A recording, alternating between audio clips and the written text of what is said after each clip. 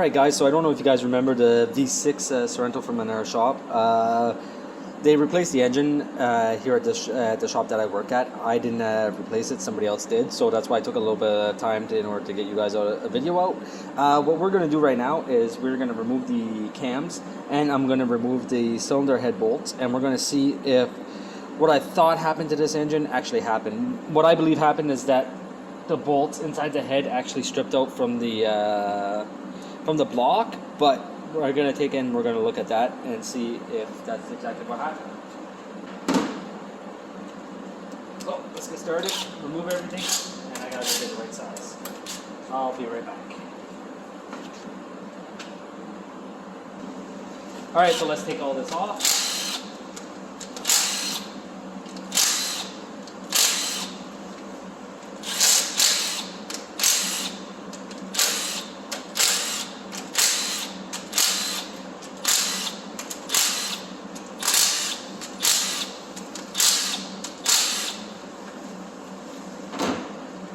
Perfect. Put this around. This one. This one. That.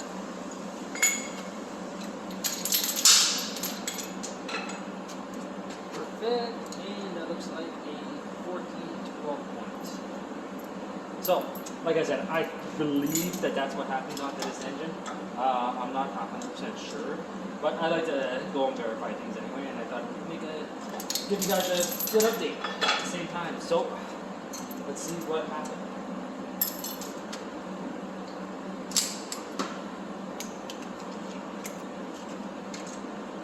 And it's a 12. Oh, and look at that, guys. Look, look, look. I didn't even touch that. Let's try another one.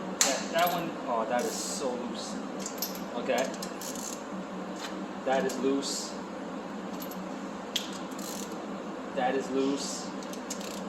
That is loose. Oh, I think we got one tight one. Yeah, that one's tight.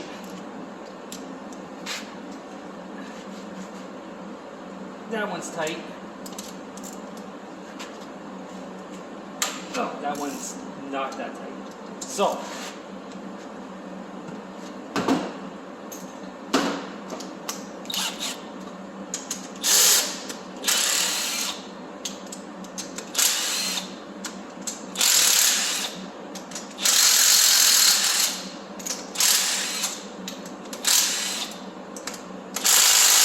that one was a tight one,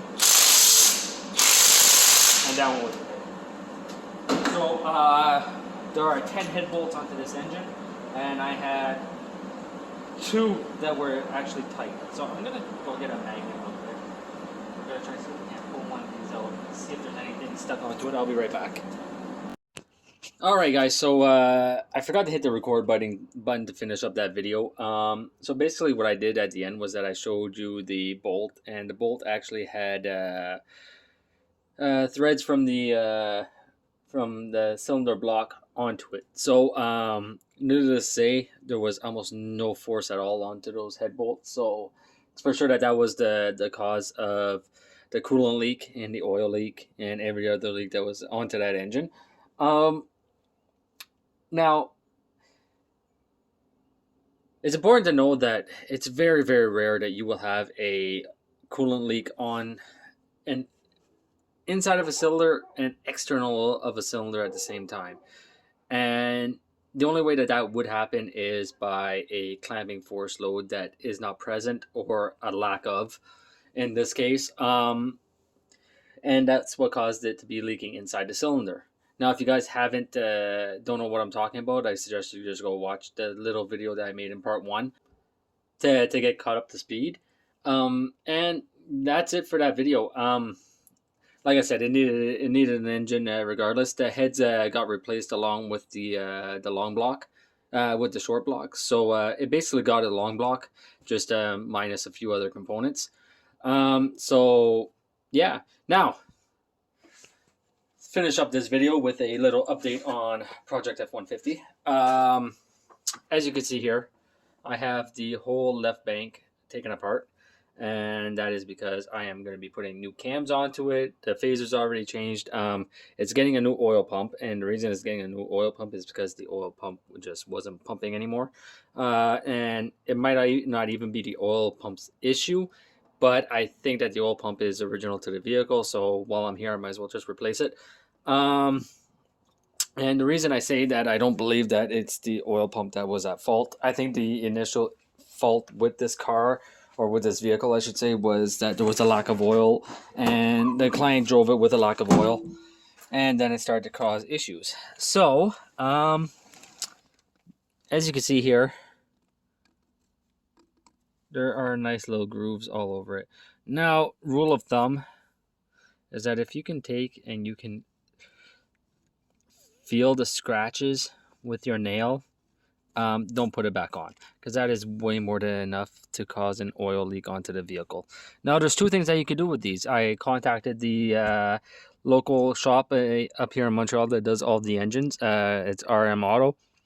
And what they suggested to me is that I remove the heads, send the heads in, and they'll actually take and they'll bore out the heads, where the cam lobes, I should say, not the cam lobes. Sorry, I can't remember the term in English. In French, it's the porte cam.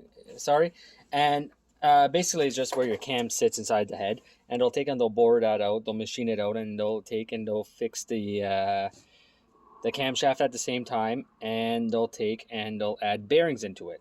Now, me personally, I don't believe that I'm going to be keeping this engine into it just because of all the issues that are onto it. Even though I'm doing all this work to it, I think I'm going to be picking up an engine from a scrapyard, or even over at Kenny U-Pull. I checked it up. It's $350 if you're going pulling the engine out yourself. So I think I'm going to just be going and pulling an engine out. They have a chain hoist and everything there that you can use in order to pull the engine. So I think that's what I'm going to end up doing. Not this year probably, but soon. And then after that, I'll rebuild that engine, and then I'll put a new engine into it. That's even if I decide to keep the truck, as long as I think I'm going to keep it. You never know, things change. I might go and get a newer model or something. But anyway, it's a project, and I like doing projects, so it just keeps me occupied. So yeah, so that's where I am right now. Like I said, this is getting a complete overhaul with oil pump chains, tensioners, guides, everything that you can think of. It's going to have it. I'm going to be checking out all the roller followers. I'm also going to be checking out the lash adjusters at the same time, and I'm going to be going over and seeing if there's anything major that needs to be overhauled onto this engine. The VCT solenoids are brand new. If you guys remember, the tensioners are brand new. I got those ones brand new already. I got all the chain kit and the guides already, so everything's going to be brand new. The only thing, the extra that I'm going to be doing is the oil pump, and I'm going to be putting new cams into it just to take up the space that the lack of oil caused onto the other cams.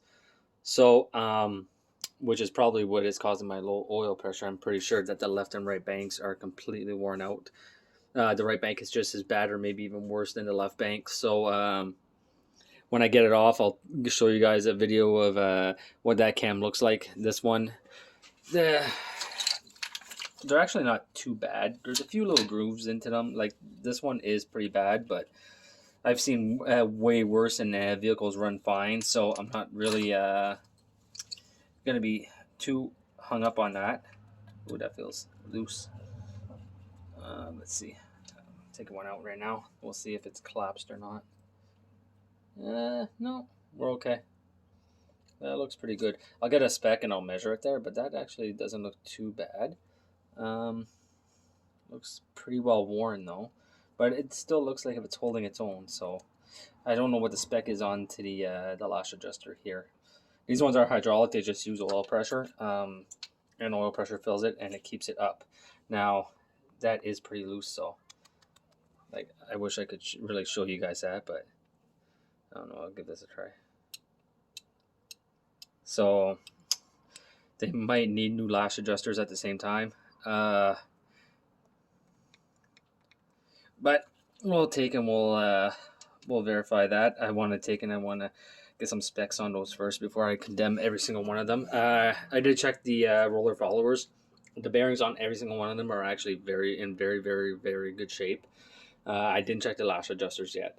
And after that, well, it's gonna be as I go. I had put a new filter onto it, new oil and everything, but there was just like no oil pressure into this engine, so it's gonna be getting a new filter, new oil because of the job that's being done. And that's it. So I'll keep you guys posted. I'll keep you guys updated as I go along. And hopefully, eventually this summer, I will be done and this thing will be going to inspection. But at the same time, you never know. Maybe something will happen and they'll say it's not going to pass inspection for X reason. So, yeah, this thing is going to be getting some new brake lines, some new transmission lines. These ones are completely rotted out. I got the pistons and the seals for the rear brakes. I'm going to be ordering a set for the front brakes at the same time. And yeah, now I know some people are going to say I should have covered this area right here, but really there's nobody in here except for me. And I know that nothing has dropped into it, and there's nothing around that can drop into it, so I'm not worried about anything falling into the oil pan. So I'm not really worried about anything falling into it. Like I said, I'm the only one that comes in here. So yeah. So I'm gonna leave this video be like that. It was a little bit longer than what I thought, but I hope you guys enjoyed it, and thought I'd give you guys an update on the Sorento that came from the air shop and an update onto the F-150 while I'm at it. So have yourself a good night and stay tuned for my video tomorrow. It should be out at 12 o'clock. There might be a delay. I'm not too sure yet because of things that are going on tonight, but I'm gonna try to have that out for lunchtime tomorrow. So have a good weekend.